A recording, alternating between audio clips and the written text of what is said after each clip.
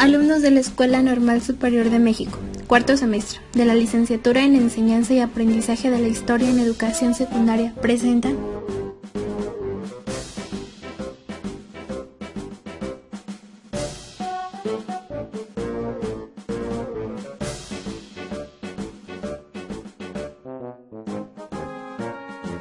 Empezaremos a hablar sobre la definición de la historia. Es una ciencia que estudia e interpreta los hechos más importantes del pasado humano, examinados con base a sus vestigios. Generalmente se considera a Heródoto, del 484 al 425 a.C., como el padre de la historia. Por otro lado, el objeto de estudio de la historia son los diferentes hechos que han alterado la vida del hombre desde su aparición hasta nuestros días. Una didáctica específica depende directamente de dos campos de conocimiento de los que toma sus elementos constitutivos, las ciencias de la educación y un área del saber, fundamentalmente del saber escolar, que denominamos en nuestra reciente terminología científica la ciencia referente. En definitiva, se trataría de aplicar los conocimientos que las ciencias de la educación nos proporcionan a un determinado campo de conocimiento factual, las matemáticas, la historia, la lengua, la física, las ciencias de la educación. Por tanto, cuando son aplicadas sobre una ciencia referente, producen un nuevo tipo de conocimiento científico. Y una ciencia referente, cuando tiene un uso educativo, porque una ciencia deviene en subciencias diferenciadas según el uso que le demos, cambia radicalmente sus perspectivas. Estas son, en consecuencia, las dos fuentes de cualquier didáctica específica. La didáctica de la historia y de las ciencias sociales como un campo de investigación educativa se ha centrado sus estudios en los problemas prácticos del aprendizaje y de la enseñanza de la historia, debido a que saber cómo aprenden los estudiantes y cuáles son sus concepciones sobre los procesos históricos corresponde a dilemas esenciales dentro de las problemáticas educativas. Efectivamente, saber cuáles son las formas con las que los estudiantes se enfrentan al aprendizaje debiese constituir la base de los conocimientos que se pretenden enseñar, que nos permiten encarar de manera positiva los desafíos de la construcción del conocimiento histórico.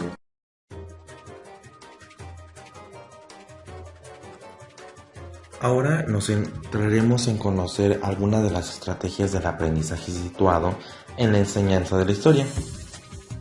Para ello se debe tener primero una definición y puede definirse como una metodología docente que se basa principalmente en la situación específica real y que busca la resolución de los problemas a través de la aplicación de situaciones cotidianas. Por lo tanto, este tipo de aprendizaje hace referencia al contexto sociocultural como elemento clave para la adquisición de habilidades y competencias, buscando una solución de los retos diarios siempre con una visión colectiva. ¿Ok? Entonces, el aprendizaje situado trata de incentivar el trabajo en equipo y cooperativo a través de proyectos orientados a problemas que precisen de la aplicación de métodos analíticos que tengan en cuenta todo este tipo de relaciones y vinculaciones. Por ello, a continuación, quiero dar a conocer las 5 características principales de esta metodología, el aprendizaje situado. 1. Aprender es una experiencia social en que enriquece las experiencias de otros, como recursos compartidos y con las prácticas sociales comunes. La número 2 parte de la idea central del conocimiento es contextual y por lo tanto está fuertemente influenciado por la actividad, los agentes, los elementos del entorno y la cultura donde se tiene lugar. En este ejemplo es la Ciudad de México, el contexto y la cultura donde se tiene que llevar. 3. Esta visión de la educación y el aprendizaje, la enseñanza debe centrar en prácticas educativas auténticas, estando dicha autenticidad determinada ¿por qué? Por el grado de relevancia cultural de las actividades sociales, las prácticas compartidas en las que participa el estudiante, así como del tipo y nivel de actividad social promovidas por estas. 4. A través de los aprendizajes culturales, los alumnos se apropian de las herramientas de aprendizaje, adquiriendo y ampliando sus propias habilidades al tiempo que se desarrollan una estructura mental particular y una inteligencia individual, que esto es clave para todos los alumnos. 5. Y la última. La participación de los adultos, que en este caso vendrían siendo los maestros y los padres, es actuar de guía para que los alumnos estructuren y moldeen las soluciones más adecuadas. En este caso, los profesores son los principales guías. Los padres son guías, pero pueden ser en casa. Ahora mi compañera nos comentará lo que es la didáctica del objeto. Adelante, Carla. Gracias, compañero Alexis. Bueno, ahora yo les estaré explicando qué es la didáctica del objeto. Es aquella que tiene como finalidad de relacionar el objeto con los conocimientos que contiene. Y para hacerlo un poco más sencillo, es necesario relacionarlo con la memoria, para que pueda servir al aprendizaje con los nuevos conceptos que se están desarrollando dentro del aula. Y esto se puede llevar a la práctica cuando los alumnos estén iniciando un proceso de análisis para que los lleve a fijarse en los detalles del objeto y les permita hacerse preguntas como ¿cómo es? ¿Para qué sirve? ¿Para quién va dirigido? ¿Quién lo fabricó? En definitiva, que ellos se hagan interrogantes y les surge esa curiosidad, y así podrán llegar a sus conclusiones sobre el contexto histórico, social, económico y cultural. Didáctica del patrimonio.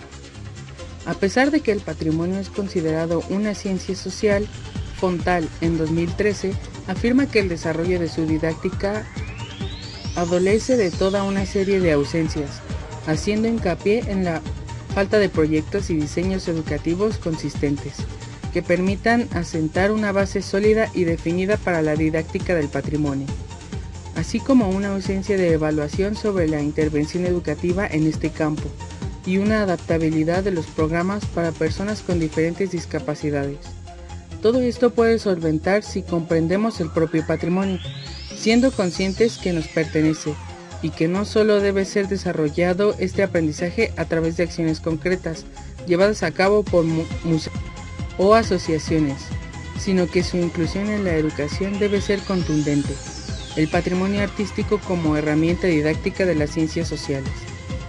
Como hemos mencionado anteriormente, la didáctica de las ciencias sociales y a su vez la didáctica del patrimonio implican en su desarrollo una aplicación pragmática y una función puramente social.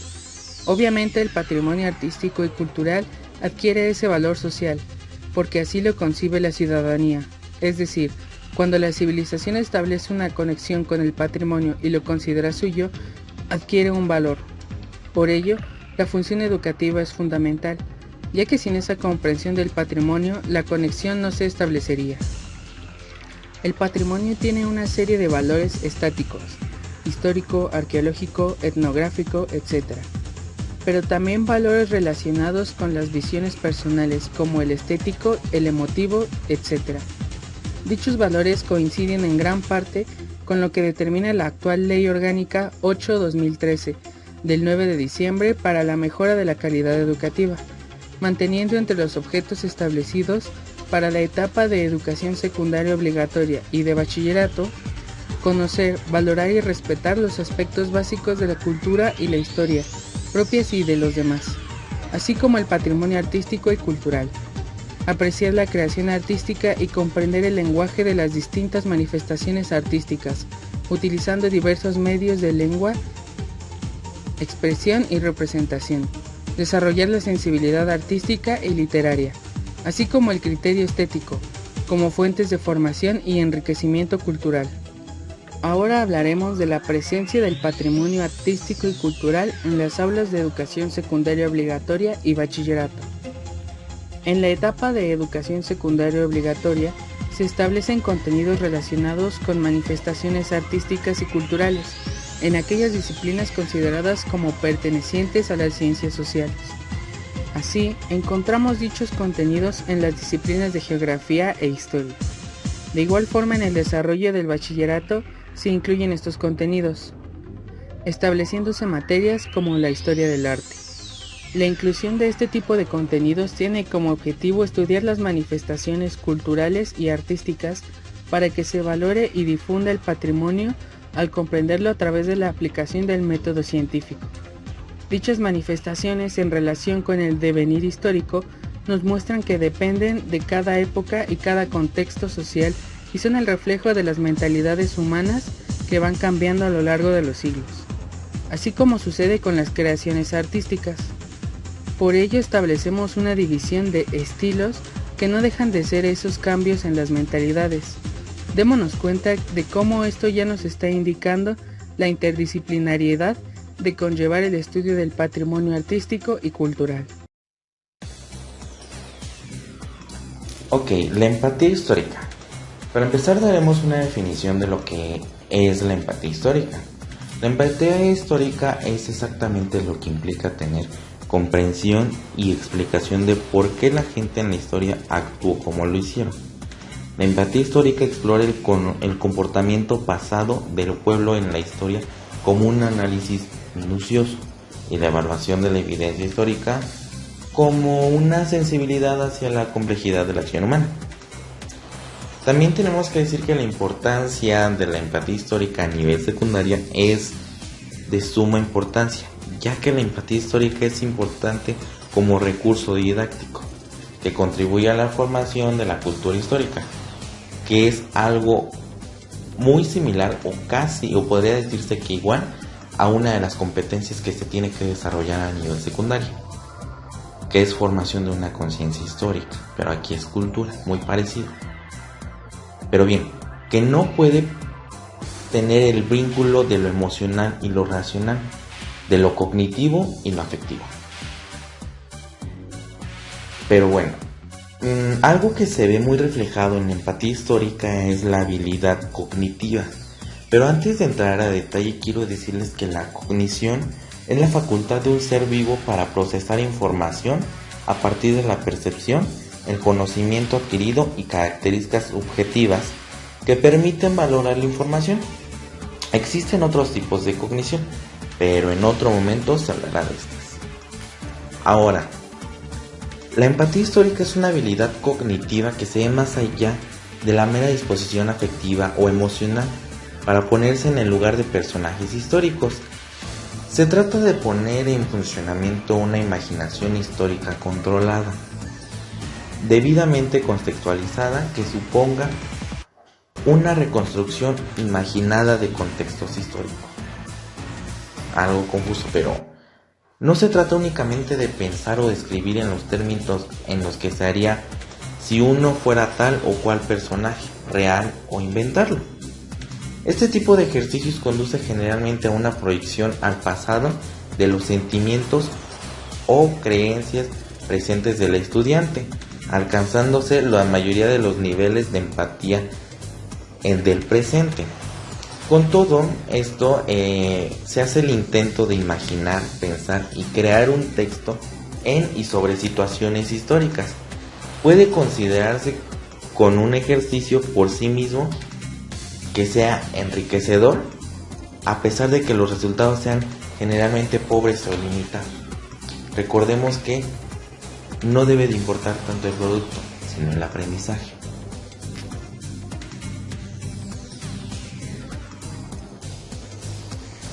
A continuación, explicaré qué es situación-problema. Es una estrategia en la que se propone al educando un enigma que podrá descifrar al controlar sus conocimientos e ideas previas sobre el problema con diversas fuentes para construir una respuesta o una solución.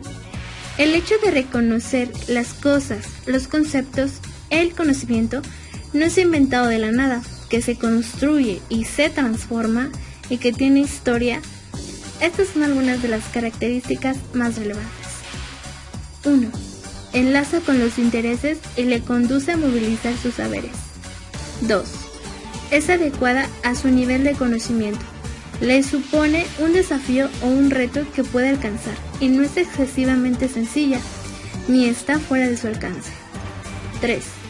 Es directamente útil o funcional y le ayuda a progresar en un trabajo complejo. 4. Permite que textualice sus conocimientos. ponga en evidencia la utilidad de los diferentes saberes y explore las fronteras de los campos de aplicación de esos saberes. 5. Muestra el aporte de las diferentes disciplinas. Ahora hablaremos de la simulación histórica, museografía. Los museos, en un momento de cambio también en su estructura, donde dentro de los vértices del triángulo, conservación, investigación y difusión, este último vértice empezó a tener la misma categoría que los dos restantes. Empezaron a diseñar estrategias para la captación de los diferentes tipos del público, entre ellos el escolar. En un gran número de museos y de espacios patrimoniales se ha visto la necesidad de conocer las necesidades de este segmento del público para poder desarrollar estrategias que atraigan a los futuros visitantes. Así se han revalorizado los servicios educativos, pedagógicos, didácticos, entre otros, con que cuentan numerosos museos. Los que han tenido más éxito son, indudablemente, los que han tenido más claro cuál es su función dentro de la enseñanza formal y han aplicado correctamente el término didáctico en sus productos, sin utilizarlo exclusivamente como un término de marketing para vender más. Siempre los museos han tenido claro su papel cultural como depositarios del conocimiento, pero frecuentemente estos conocimientos se han dirigido a un público erudito, nada despreciable. Pero en el momento en el que los museos se comprometen a ser espacios de instrucción, educación y divulgación orientados al público diverso, entre ellos al escolar, se han visto obligados no solamente a presentar su patrimonio, sino a hacerlo comprensible. Esto ha implicado saber transferir todo un conjunto de conocimientos científicos de manera que facilite llenar el saco de bagaje cultural del que todo ciudadano debería disfrutar. En el campo de las humanidades, geografía, arte, historia, antropología, parece mucho más fácil acomodar estos conocimientos a la divulgación, pero esta no es la realidad. Se parte muchas veces de principios generales que no encajan en el marco concreto estudiado y fácilmente, en lugar de divulgar, se vulgariza. Es fácil opinar, dar juicios de valor sobre hechos históricos, sociales sin documentarse, sin seguir un método científico, sin una intervención didáctica. Nadie se atreve a discutir el método de un biólogo o de un químico. Todo el mundo se atreve a ser del historiador, de geógrafo o de analista social. Es preciso tener mucho cuidado en la presentación y divulgación en el campo de las humanidades. Las relaciones entre ambas instituciones van convergiendo cada vez más. La organización de encuentros, las visitas preparatorias organizadas por los museos, las propuestas didácticas enviadas a los centros han facilitado la comunicación entre museo y escuela. Algunos departamentos de didáctica de las ciencias sociales han actuado como mediadores para acercar los puntos de vista y las necesidades mutuas, como también algunos museos han logrado seminarios permanentes de educación. Simulación histórica, periodismo histórico. Aquí quiero mencionar algo antes de empezar. Vamos a hablar primero sobre la simulación histórica. Posteriormente hablaremos del periodismo como proyecto en el aula, pero con el uso de las TICs para hacer más innovador el proyecto. Y finalmente el uso de los periódicos y revistas en la enseñanza de la historia. Ok, ahora sí.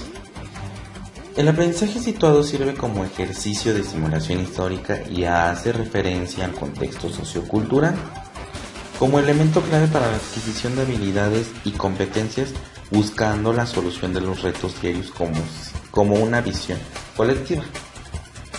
Para esto es necesario la participación del alumno.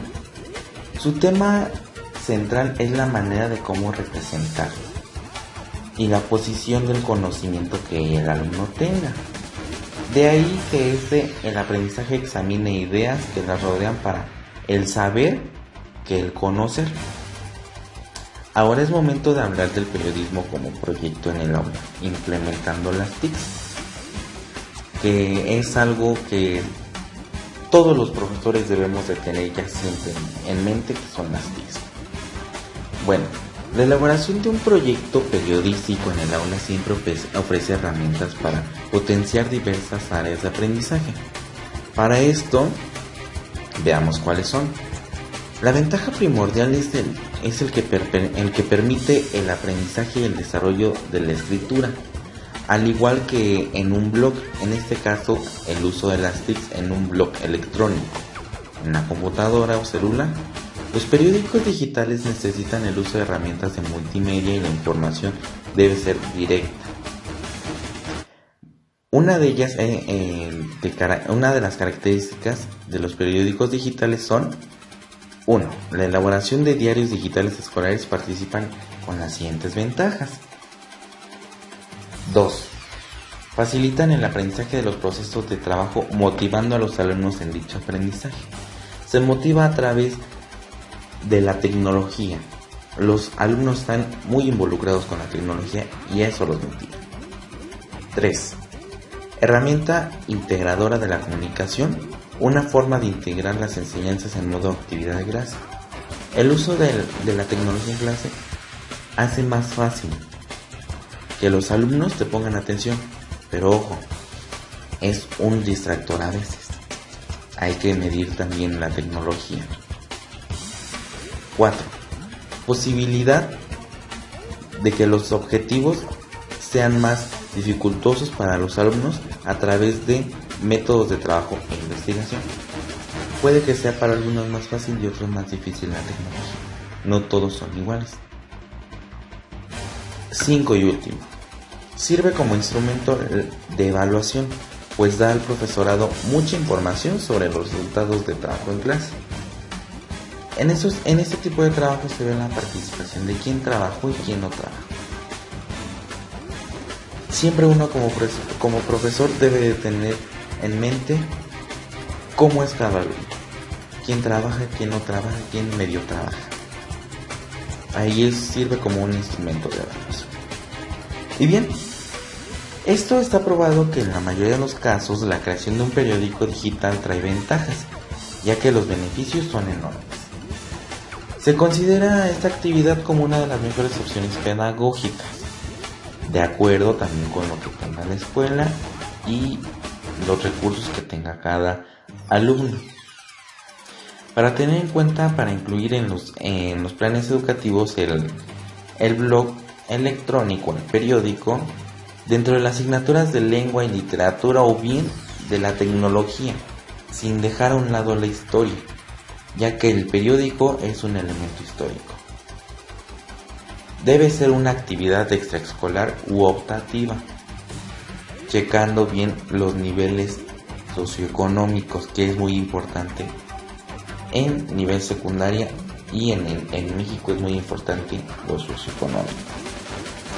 Uno de los aspectos más importantes a destacar es el aprendizaje cooperativo, para que el alumno aprenda a trabajar en grupo de manera responsable, llevando a cabo actividades de manera colectiva, y es una manera de fomentar el trabajo en grupo para que lo experimenten y se ayuden unos a los otros.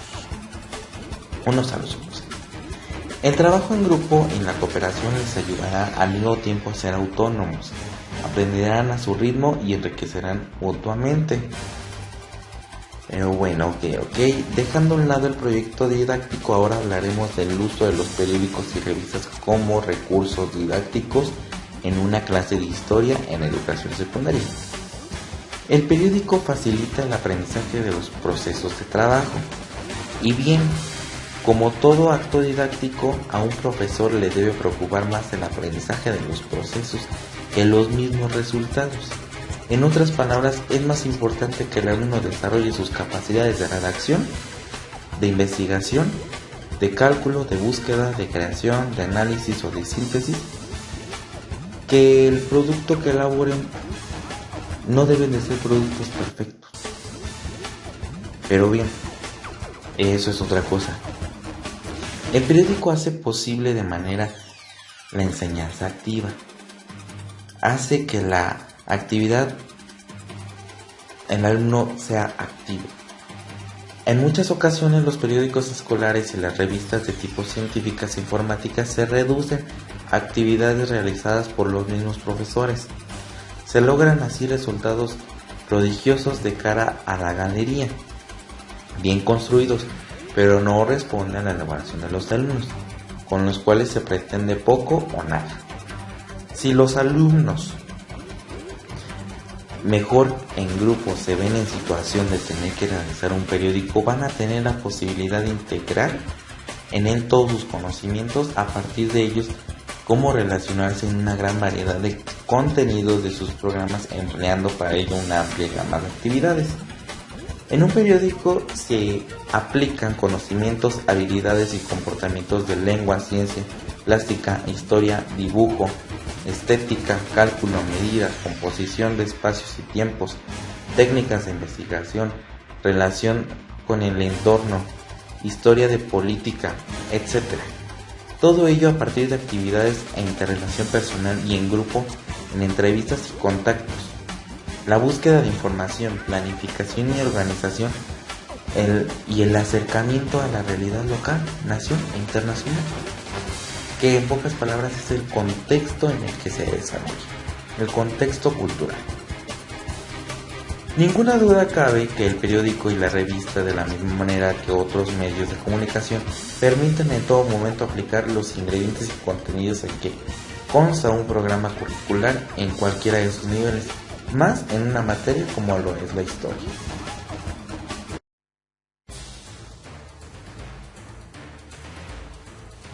Desde mi perspectiva, los principales propósitos de estas estrategias es que a lo largo de la educación básica es que los alumnos desarrollen el pensamiento para que cuenten con una mayor comprensión de las sociedades contemporáneas y participen en acciones de beneficio social y de manera responsable e informada.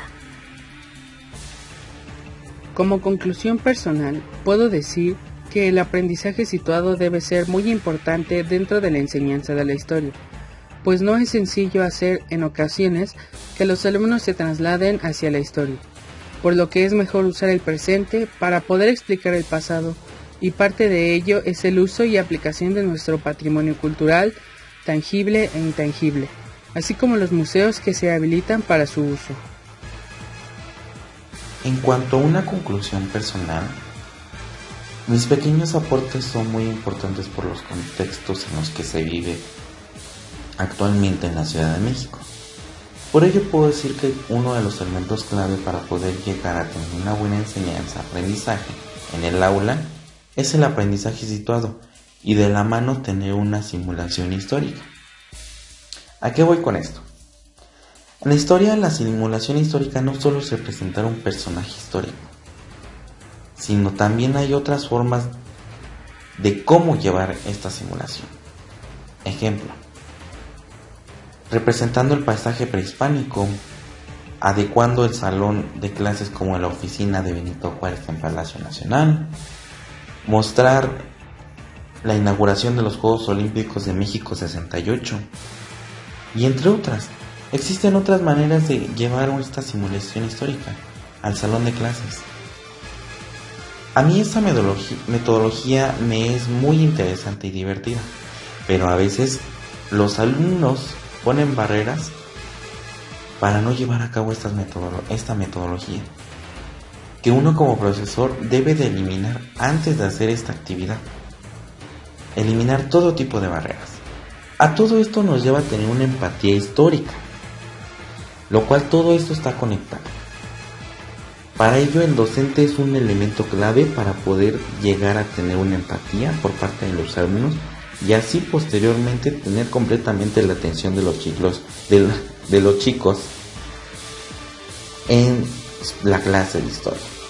Obviamente hay otras cosas que deben de influir para poder captar la mayor de su atención por parte de los jóvenes de secundaria. Esa es otra cosa de la cual no hablaremos ahorita. Por último, quiero decir que un docente siempre debe de innovar. Y en todas sus clases, cada ciclo escolar debe de innovar y buscar nuevas didácticas para las clases dentro y fuera del aula. Fuera del aula me refiero a tareas.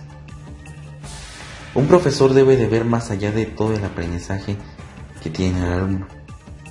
Con esto concluyo de acuerdo a mis aportes.